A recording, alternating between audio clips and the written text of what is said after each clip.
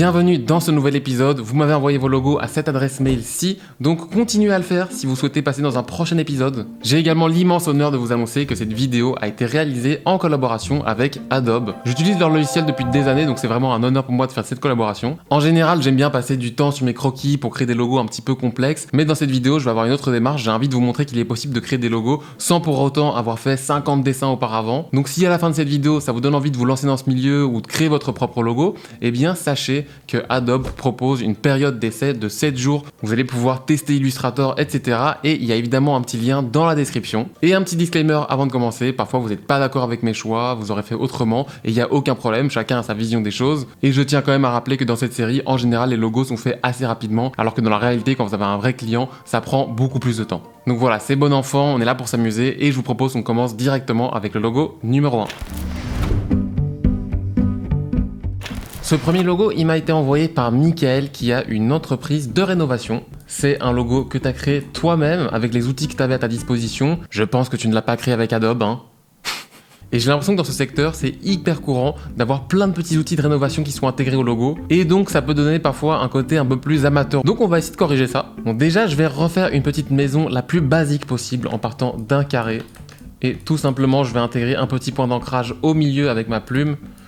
Et je vais remonter ceci, et on a déjà une maison. Le logo est quasiment déjà terminé, c'est évidemment une blague.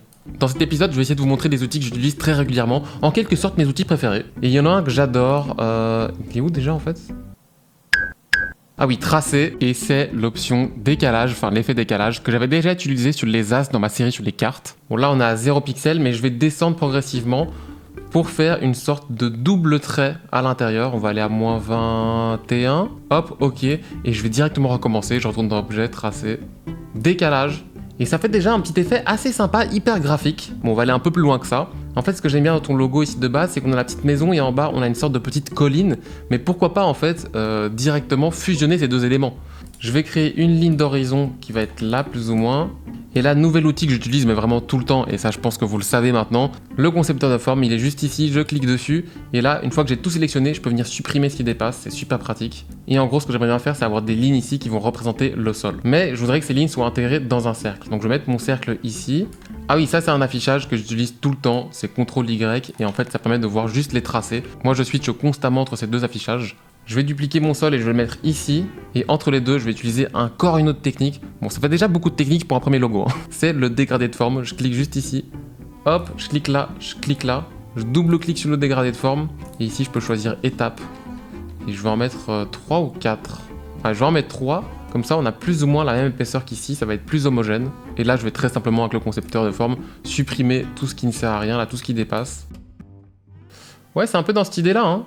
Peut-être qu'on peut rajouter une petite porte à notre maison pour que ce soit un peu plus figuratif, on va dire. Parce que là, c'est très abstrait pour l'instant. Et même, pourquoi pas, une cheminée, en fait, comme chez toi. Je suis pas sûr que ça va fonctionner, ça, même pourquoi pas. De toute beauté, cette cheminée. Je vais mettre en vert, je vais prendre ton petit verre ici. En fait, je pense que je vais supprimer une des lignes, et que je vais monter tout ça et l'élargir un petit peu. Ah, et c'est mieux comme ça en fait. Et là je trouve qu'il y a un côté quand même un petit peu agressif on va dire avec tous ces coins. Et je me dis pourquoi pas essayer de tous les arrondir. Donc je vais tout sélectionner, je vais prendre la flèche blanche. Et maintenant il y a toutes ces petites bulles qui apparaissent et qui me permettent tout simplement d'arrondir tous les coins en même temps. On va essayer de donner un côté un peu plus doux au logo. C'est Normandie Rénove. Et là en général, ou bien je regarde directement dans ma bibliothèque de fonte, ou alors, quand vous avez un abonnement à Adobe, vous avez accès à une bibliothèque gigantesque. Moi, ça m'arrive très régulièrement de venir en fait sur la page d'accueil, parce qu'on voit déjà toutes les nouvelles publications. Très jolie celle-là d'ailleurs, la BD super. Ici, on a les petites tendances actuelles. Mais on a surtout l'option parcourir toutes les polices. Et ici, vous allez pouvoir avoir accès à toutes les polices qui sont proposées par Adobe. Adobe, vous le dites comme vous voulez. Bon là, je vais faire mes petites courses, je vais chercher des fontes et on se retrouve juste après.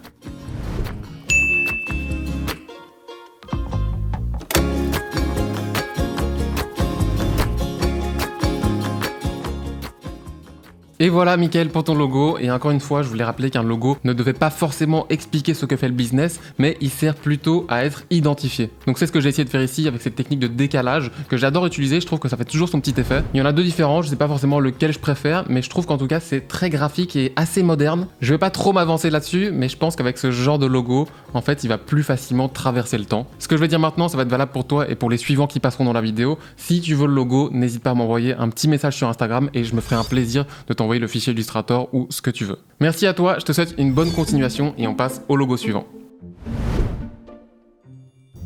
Ce prochain logo m'a été envoyé par Ezana, Sonarplug. C'est un logo que tu as fait pour ton mémoire et en gros, c'est une plateforme qui sert de pont à la collaboration entre différentes écoles. Par exemple, un étudiant qui développe un site web qui veut faire appel à un graphiste d'une autre école. J'adore l'idée. Franchement, c'est super cool. Donc, tu as créé ce principe de prise pour justement symboliser cette connexion entre les plateformes. Je trouve que c'est super bien exécuté, mais malheureusement, ce genre de petit concept avec des petits détails en tout petit, ça va pas marcher et on va plus comprendre le concept. Peut-être qu'il y a aussi un léger problème de proportion dans le sens où, en fait, comme tu as fait un S super grand par rapport au reste du lettrage, ben, ça crée une très grande zone de vide juste ici, qui peut être un petit peu dérangeante visuellement. On aurait envie de le combler, cet espace. À ta place, si je devais garder ce S, je le mettrais plutôt centré au-dessus ici, et je mettrais un nouveau S là. J'ai fait quelques petits croquis rapides dans mon carnet, mais vraiment des trucs super basiques. On n'a pas besoin de savoir dessiner pour faire ce que j'ai fait, mais le crayon offre une liberté qu'on n'aura jamais avec une souris, à moins que vous ayez une tablette graphique. Et je me suis dit, pourquoi pas garder ce concept de plug en faisant tout simplement un cercle. On va mettre un très gros contour.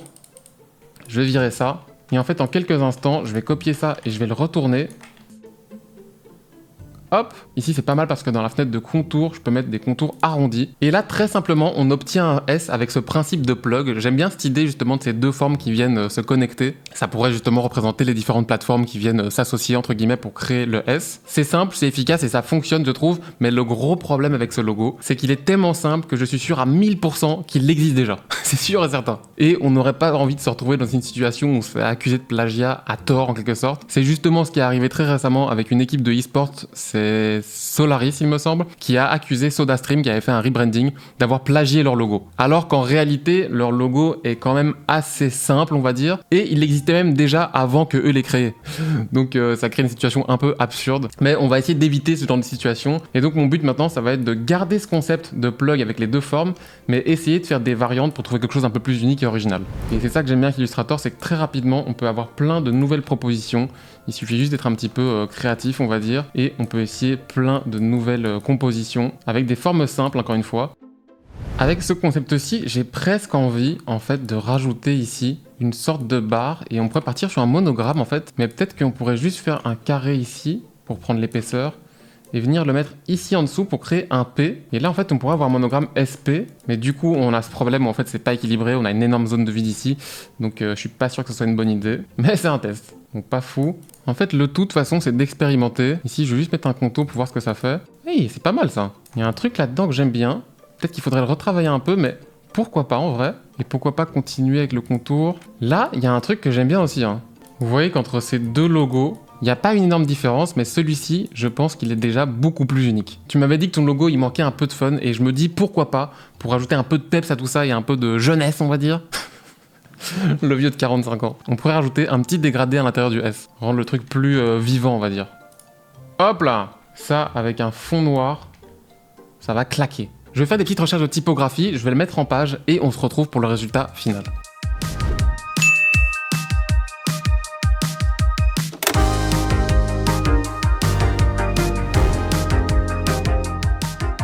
Le but là c'était vraiment de vous montrer qu'en partant d'un concept assez simple, on pouvait rapidement faire plein de variantes, et dans la vraie vie quand on travaille sur un logo, on n'arrive quasi jamais du premier coup au logo final, on passe toujours par plein d'étapes de création. C'est ce que j'ai voulu vous montrer. Après on croise juste les doigts pour que ce S n'existe pas déjà. Pourquoi pas partir sur le concept que j'avais créé avec ce S encore à l'intérieur, et en tout cas ton projet de plateforme et de collaboration entre les différentes écoles, je trouve que c'est trop chouette. J'ai pas assez d'informations donc je sais pas à quel point ton projet va exister oui ou non, mais en tout cas je te souhaite une bonne continuation, et on passe au logo suivant.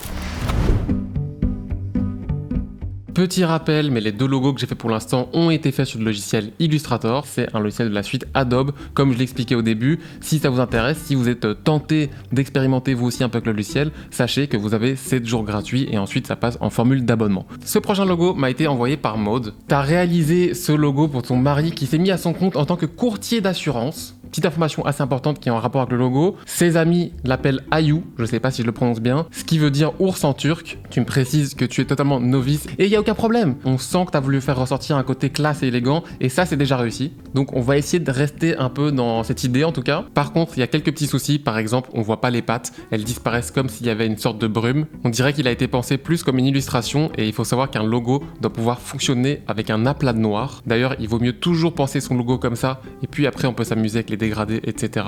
J'ai sorti de la tablette graphique et on va faire quelques petits croquis assez rapidement sur Photoshop. Et j'ai toujours voulu tester des designs en ligne comme si l'animal avait été dessiné en une seule ligne. C'est très important d'avoir un maximum de références quand on fait ça. Ça me paraît évident mais c'est toujours bien de le préciser. Moi je dessine à côté de mes images mais vous pouvez très bien dessiner par-dessus les photos. Il n'y a aucune honte à ça. Tant que le résultat est là, je vois pas pourquoi on pourrait pas le faire. C'est pas comme décalquer un portrait par exemple, je trouve que c'est très différent. Ici, on va essayer de simplifier un maximum. N'oubliez pas que le graphisme et le design, c'est essayer de faire des courbes qui sont harmonieuses, élégantes, qu'on n'essaie pas de faire quelque chose de réaliste. Donc c'est pour ça qu'on va simplifier un maximum les traits. D'ailleurs, une technique assez intéressante, c'est essayer de tracer la silhouette d'un animal et puis ensuite essayer de la simplifier de plus en plus en différentes étapes. Ce que j'aime beaucoup avec Adobe, c'est que les logiciels fonctionnent très bien les uns avec les autres. Il y a une vraie ergonomie en fait. Donc je peux aller sur Photoshop, prendre mon calque, le cliquer, glisser et changer de fenêtre et ça va le coller directement dans Illustrator. Je trouve ça hyper pratique et ça va super vite. Bon là j'ai mon petit croquis et le petit conseil que j'aurais à donner à des débutants, c'est que si vous maîtrisez pas encore l'outil plume, vous avez l'outil courbure qui est juste en dessous et qui est une sorte de plume en fait, qui vous permet de faire des courbes et au moins vous allez vous retrouver avec des traits beaucoup plus harmonieux, bien plus joli. Et après, vous avez toujours la possibilité de venir retravailler en fait vos courbes avec les petites poignées. Bon, moi je vais pas utiliser ça, je vais utiliser la plume normale parce que j'ai beaucoup plus l'habitude de travailler avec celle-là. Et je vais mettre directement un contour un peu plus épais.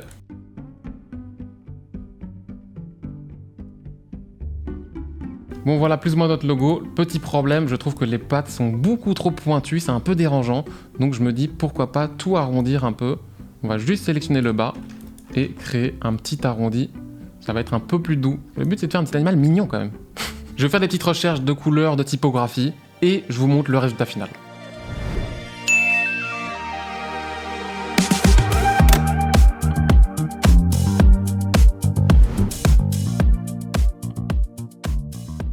Et voilà Maud pour ton logo, honnêtement je suis hyper content, je crois que ça va être mon logo préféré de cet épisode. Bon j'ai essayé de faire un truc qui reste on va dire classe et élégant mais qui est plus moderne. Donc j'ai pris une typographie sans sérif et pour l'ours j'ai gardé le bleu mais je l'ai rendu un peu plus vif. Après si tu veux utiliser ce logo, que tu veux mettre ton bleu à toi, il n'y a aucun problème. Donc voilà, j'espère que le résultat te plaît, encore merci à toi de m'avoir envoyé ton logo et je te souhaite une bonne continuation.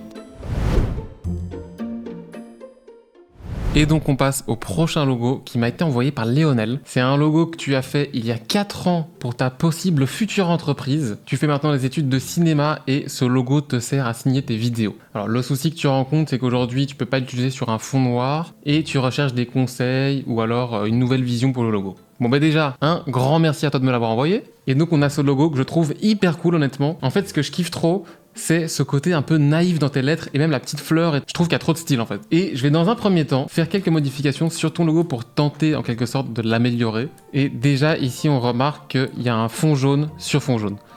Ça en général c'est à proscrire parce que ça va pas du tout se voir, que la différence est tellement légère que vaut mieux en fait tout simplement directement supprimer ça et utiliser le jaune de ton fond. Les petits points, je sais pas exactement ce qu'ils représentent. Je pense que tu peux mettre des petits points dans ton logo comme ça, mais à mon avis là ils sont pas vraiment super bien mis, donc je vais tous les enlever aussi. Ah ouais, en fait ton fond c'est uniquement un contour. Oula. C'est un peu le bordel dans ce fond ici, hein. Et je pense qu'on peut un petit peu réduire le contour qui est un peu trop gros. Déjà là, je pense que le logo il fonctionne déjà un peu mieux. Bon, je l'ai tout simplement simplifié pour l'instant, mais je suis vraiment fan de ta composition avec tes lettres, etc. Je trouve ça trop chouette. Et l'air de rien, c'est vraiment pas facile à faire. Je pense que tout le monde n'est pas sensible à ce genre de logo, mais moi personnellement j'adore. Pour les logos précédents, on a fait des designs qui sont super carrés, millimétrés on va dire.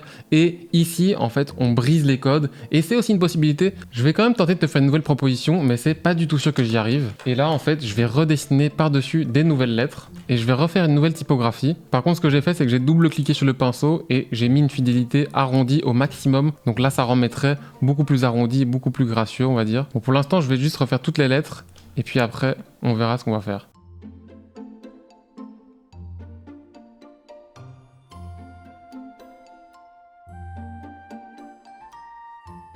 À la place d'avoir la fleur ici en bas à droite, je me dis pourquoi pas faire tout simplement une petite fleur ici en guise de point pour le i.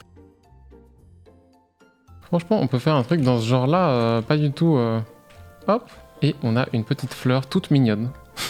J'ai envie que le bout des lettres soit carré, en fait, anguleux. Donc ce que je vais faire, c'est que je vais tout décomposer. Et là, avec la gomme, rendre tout ça un peu plus carré. Je sais pas ce que ça va donner, mais j'ai envie de tester. Faut pas que ça soit trop précis, ça peut être fait un petit peu à l'arrache, on va dire. En fait, c'est à l'arrache, mais c'est contrôlé en même temps. Je sais pas trop si ça fait sens ce que je dis. J'ai envie de vous montrer qu'il y a moyen de faire des trucs qui sont beaucoup moins académiques, on va dire. Et qui peuvent fonctionner aussi, selon moi en tout cas. Franchement, là, il y a un petit look qui commence à me plaire quand même. Et maintenant, pourquoi pas rajouter un petit effet de déformation pour rendre le truc un petit peu moins propre encore, comme si ça avait été fait au marqueur. Je vais aller dans Effet, Distorsion et Transformation, Esquisse. 14, ça fait quoi?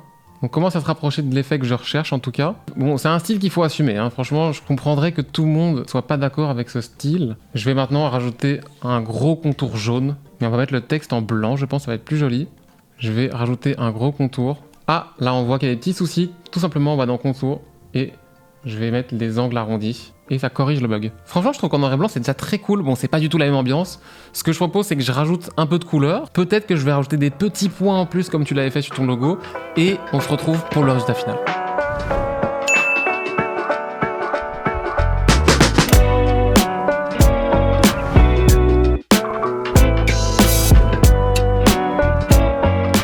Bon, clairement, là, on est parti sur une direction qui est complètement hors des codes, on va dire. C'est quelque chose qui n'a pas été fait avec une grille, qui n'est pas forcément précis.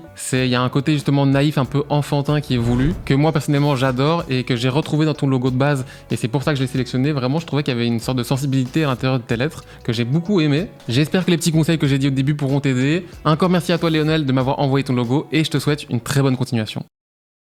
Dans cet épisode, j'ai essayé de vous montrer plein de petites techniques différentes pour créer des logos. J'espère que ça vous a plu. Et si ça vous a donné envie de vous lancer dans ce milieu, eh bien, n'oubliez pas que vous avez droit à 7 jours d'essai gratuits sur les logiciels Adobe avec le lien dans la description. Encore merci à Adobe pour leur confiance. C'est vraiment un honneur de travailler avec eux. Merci à vous également de m'envoyer vos logos. Ça fait toujours très plaisir. L'adresse mail est dans la description. Dans cette série, je crée des logos en me basant sur ce que vous m'envoyez. Mais si vous voulez voir comment je crée un branding en partant de zéro, eh bien, vous pouvez cliquer sur la vidéo qui apparaît ici quelque part. Et moi, je vous dis à très bientôt dans une prochaine vidéo. Ciao!